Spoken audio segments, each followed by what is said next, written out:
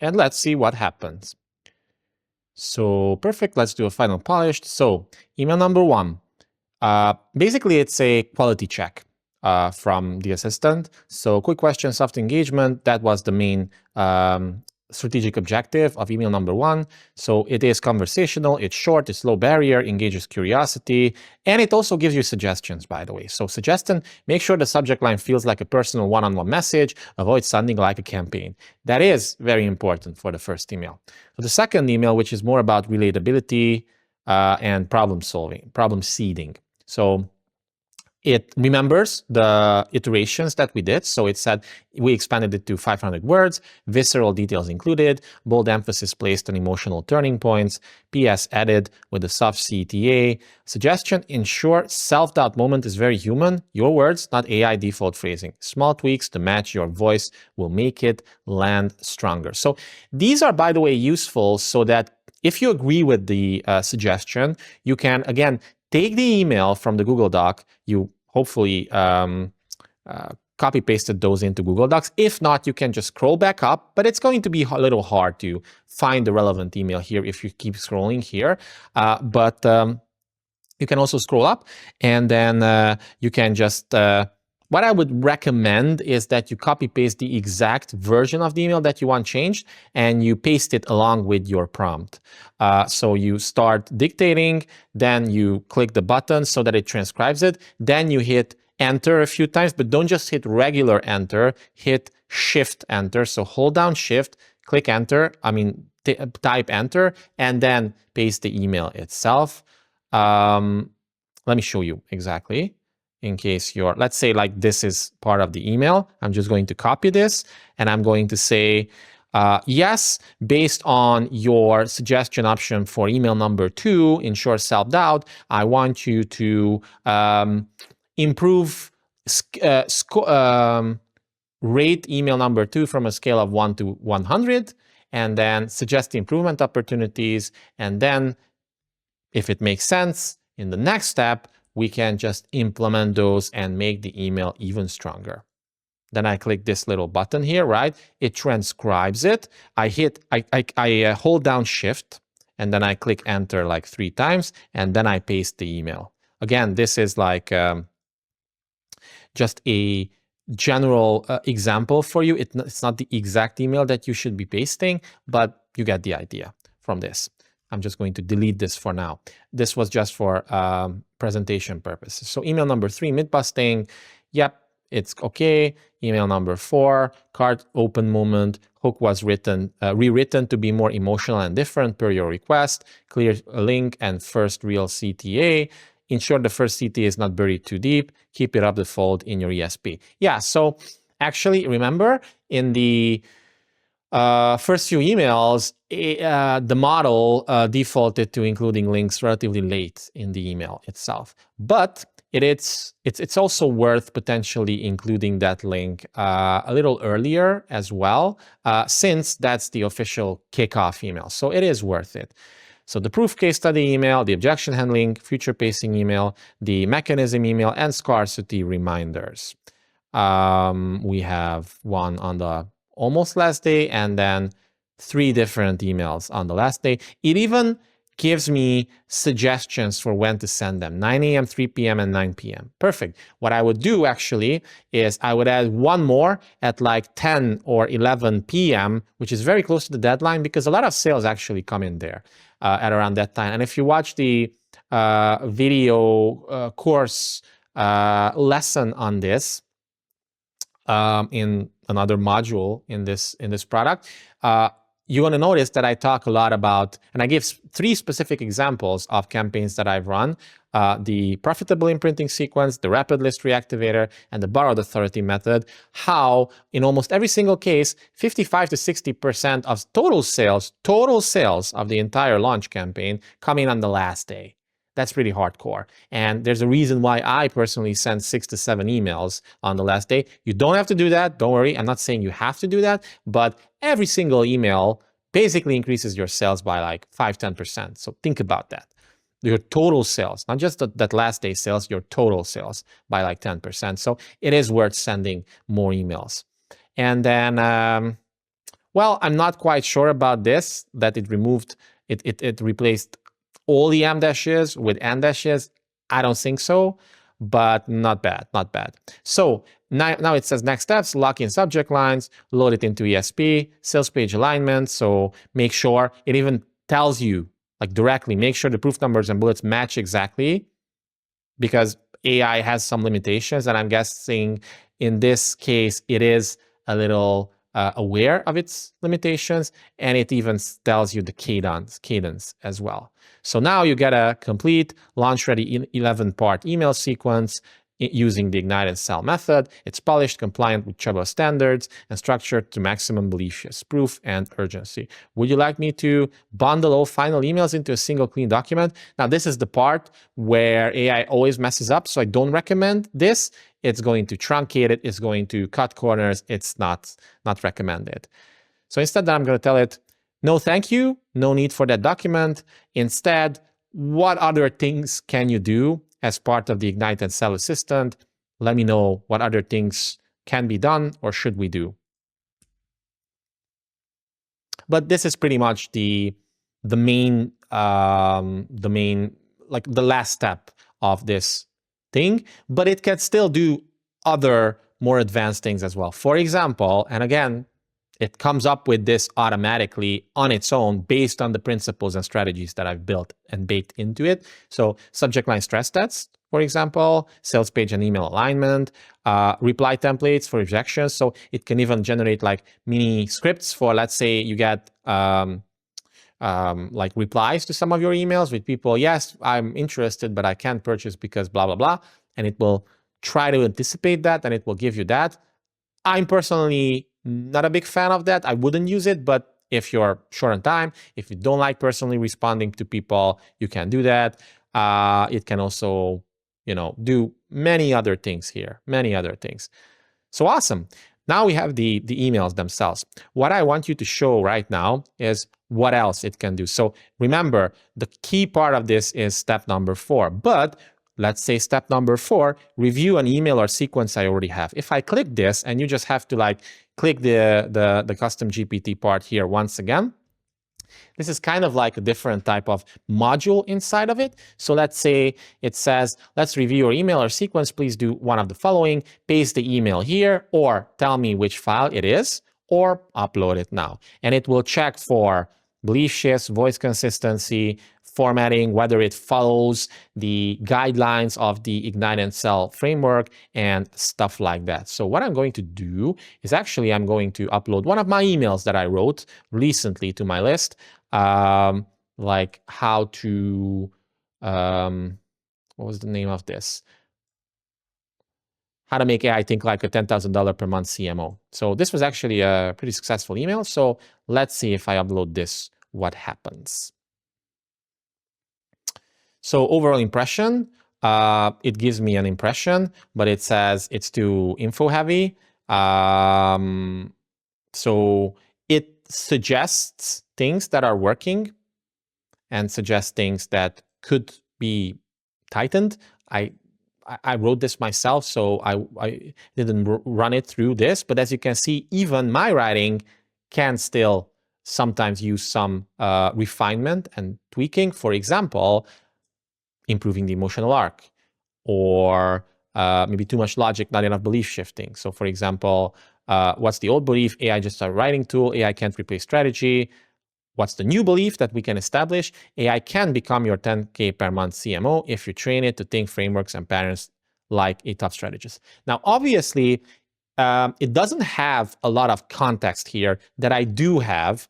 And I think that in my case, the email worked better than what AI think the email should be ranked for. So I'm not going to make these refinements, but if you upload a sequence, if you upload one email or something like that, as you can see, it's very strong as a brainstorming partner. And it even says that if this is part of a sequence, I recommend slotting it as email number 6 or 7, which is kind of the job that it was doing in a way. So then it says, you want me to fully rewrite this?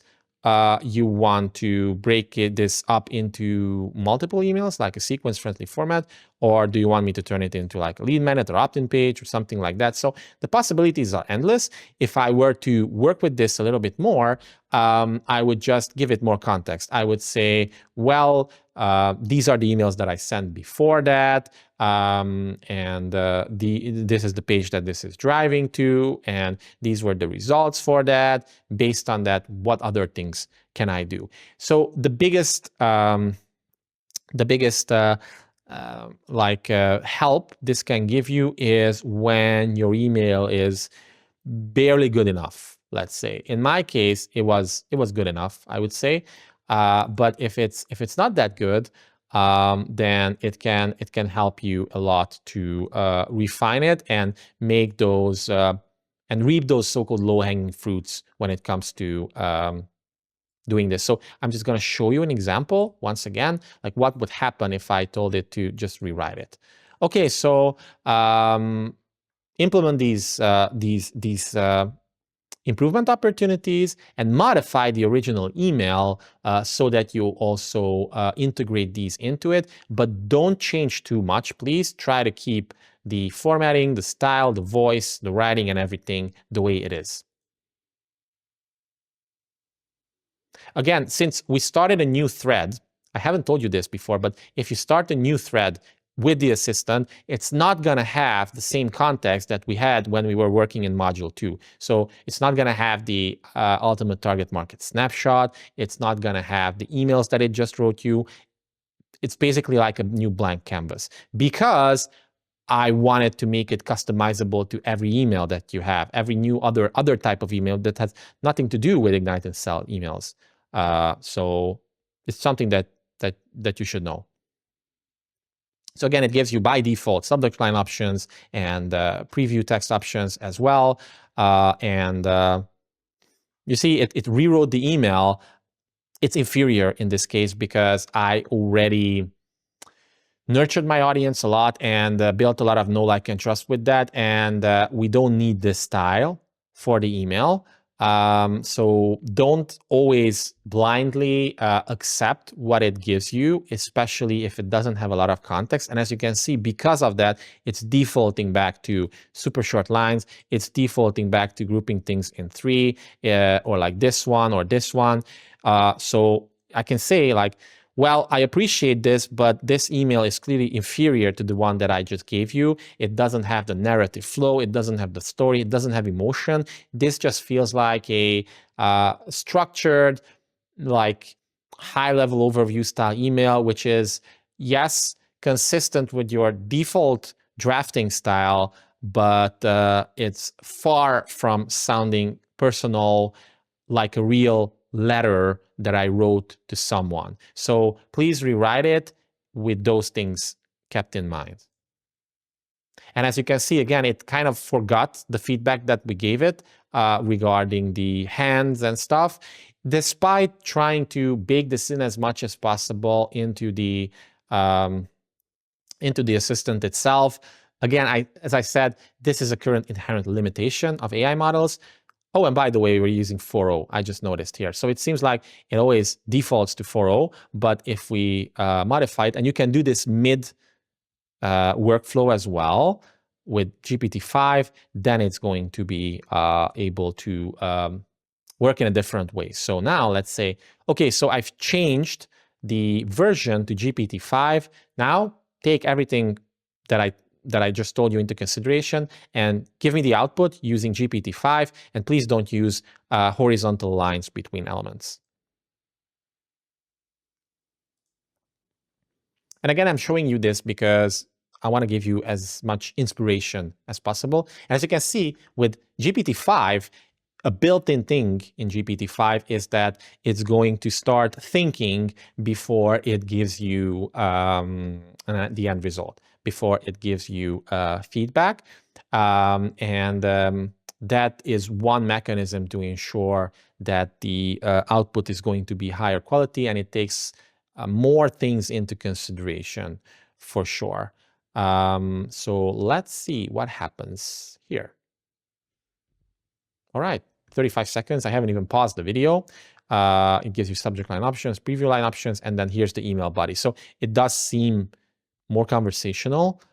It still doesn't have much context, in addition to the very brief that we gave it, but it seems better. I've been wrestling with a weird tension lately. AI is fast and helpful, and still somehow misses the thing that makes your work feel alive. You know the feeling. It gives you copy that scans, ideas that look right, headlines that almost land. Almost. The bones are there, but there's no pulse. It feels like a smart intern compiled it from a stack of swipe files. Yeah, exactly. That's when it clicked for me. AI doesn't think like a CMO. It thinks like an intern, not maliciously, just mechanically. So as you can notice, all in all, it's better. It's way better.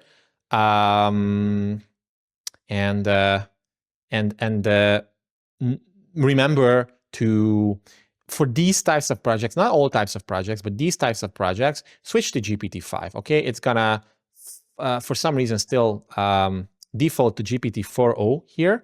And again, I think that GPT-5 isn't the best in all things. So just click here whenever you start working on this. So let me just show you another example. I'm gonna like reload, and here before you start working, click here, or like just hover here and click auto, and it's going to switch to 5. It's going to be better.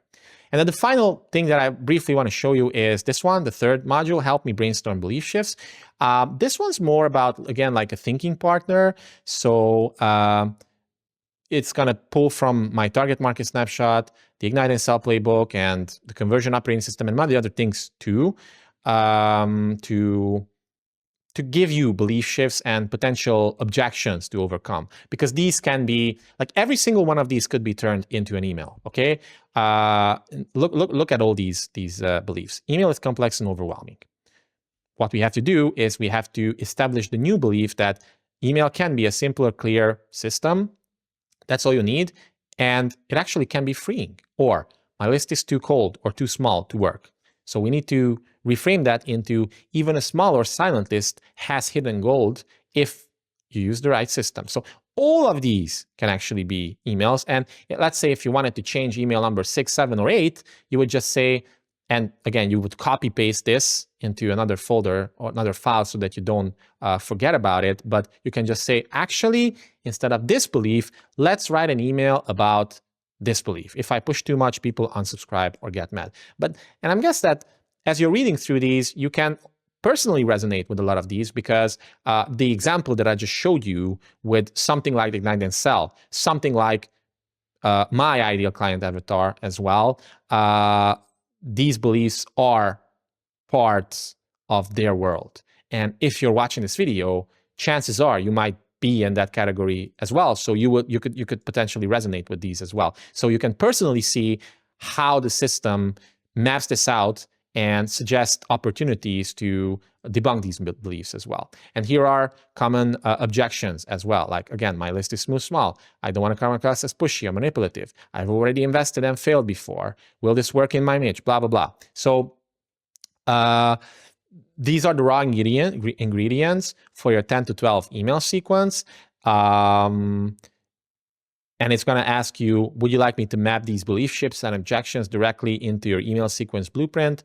And I would just say yes. And it's going to give me an alternative structure.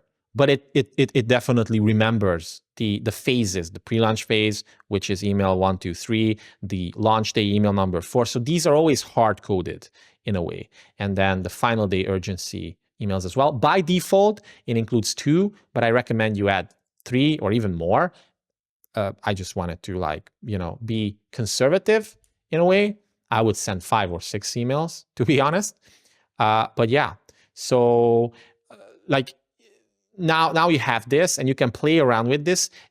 It can switch into starting to draft out email number 1, and let's see what it does. But usually it's better if you draft out email number 1 and all the other emails after you answered all the questions in module number 2, okay? Because right now you can see email number 1, without that extra context, it doesn't know exactly that should be a shorter, more conversation starter style email, right? So I can even maybe ask it, hey, do you have access to all the information that we worked on in the previous thread with the Ignite and Sell assistant? In the chats, I see it as build, ignite, and sell sequence, because we already mapped out 12 emails there. Do you have access to that? Can you reference it as we are working in this thread? Because this third little module is designed more as a brainstorming partner, not necessarily for you to go through the same process, okay? Use module 2 for that. And even it says, I don't have access to the previous chat thread directly, because once the conversation ends, it's not gonna have access to that data. You can go back into that thread, so I can click this, and we can continue working here. I can just say, okay, give me a recap of all the things that you remember from this thread. And that's the inherent limitation with the custom GPTs or assistants like this. They're useful when sharing it with others, but if you want to have something that can pull information from multiple threads, use projects here, okay? New project, blah, blah, blah. But with this particular product, definitely use the GPT itself, the custom GPT, because it's going to give you higher quality output, because you would have to build this for your own project as an internal thing. You could do that, but you can't, basically. And I've done the hard work. I've built it for you in a package that can be used and reused over and over and over again.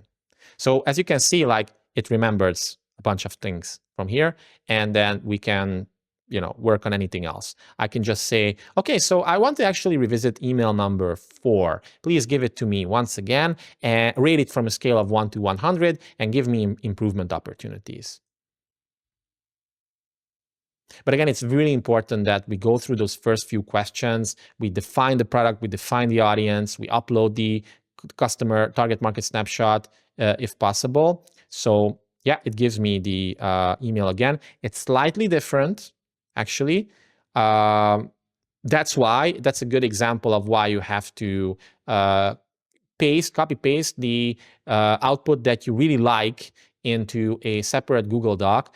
It's called generative AI for a reason. It always generates new stuff. But the principles are pretty much there. So it gave it a rating of 82 out of 100. And again, there are multiple checklists like built into this. And here it suggests improvement opportunities, a stronger hook, dimensionalize the benefits, transition flow, more contrast. So all the things that a professional copy chief would probably give you. And yeah, this is pretty much all the tips that I could give you with this. I mean, I could go on and on for more hours and we can experiment, but I'm guessing at this point you get the idea. Hopefully you found this super long walkthrough helpful. I actually cut it up into multiple videos so that it's more convenient for you. Now you can go ahead and play around with this. Now you fully understand how this works. If you want to go the extra mile, I definitely recommend you watch the training videos as well. Those are going to take you like 2 hours. And maybe you even check out the playbook manual as well for this. Because then you're going to have an even better grasp of the whole thing. But if not, that's totally fine. You can just start using this directly, and it's going to give you, as you can see, pretty kick-ass results. So hope you found this helpful. Go kick some ass with it. And remember that if you send me your stuff in an email, chabo@gameofconversions.com, just put feedback in the subject line, and I'm going to shoot back a 5-10 minute Loom video giving you specific feedback on that output that you have. You can only use this once, but it's a core bonus that I wanted to include with Ignite and Sell. So awesome. Good luck.